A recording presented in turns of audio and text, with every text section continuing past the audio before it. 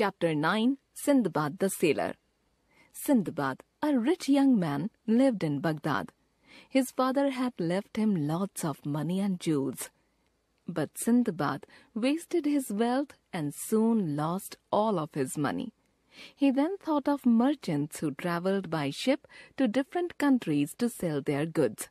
Sindbad hoped that he too could be a merchant and become wealthy again.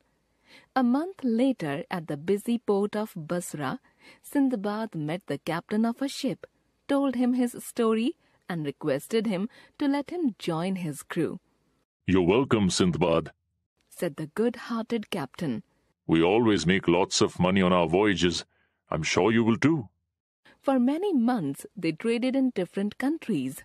Everywhere they went, people loved their goods. "These Arab merchants have wonderful things. I must buy these beautiful lamps. Such beautiful cloth, new clothes for the festivals. Such lovely carpets and pots and pans, great for my daughter's wedding." One day, in the middle of the sea, the men on the ship were happy to spot a beautiful island.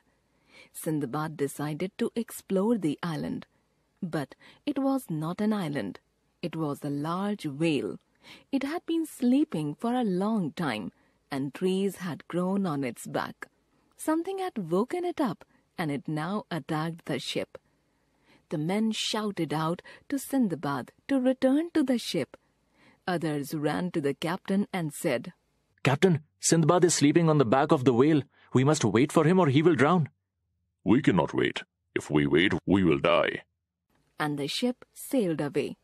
Luckily, Sindbad found an empty barrel when he fell into the sea. After floating in the sea for 5 days and nights, he finally spotted an island and swam towards the shore.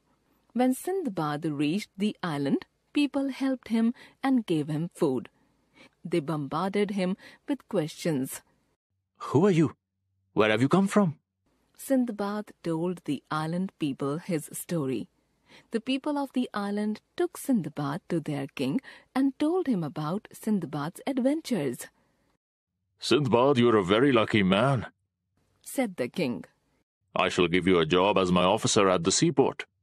Sindbad stayed on the island for a long time.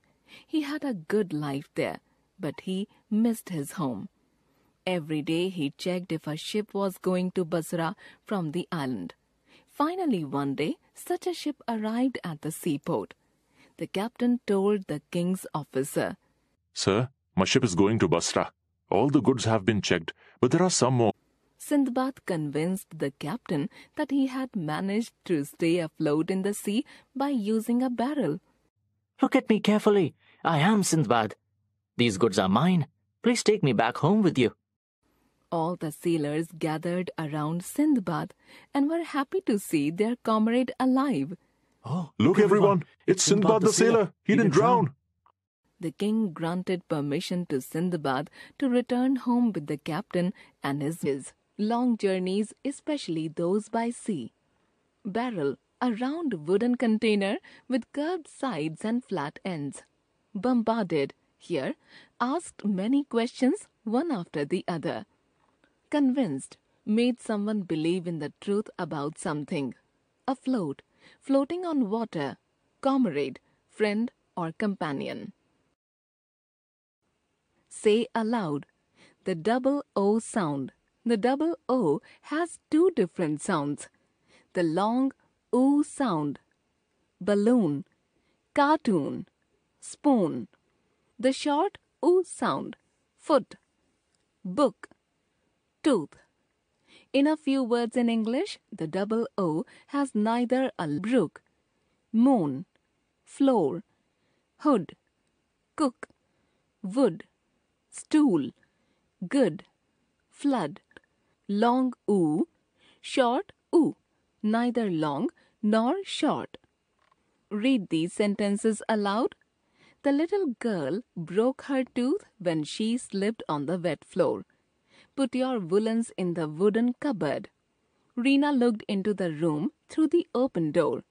The carpenter left his tools in the school. The children sat on stools and watched the cartoon film.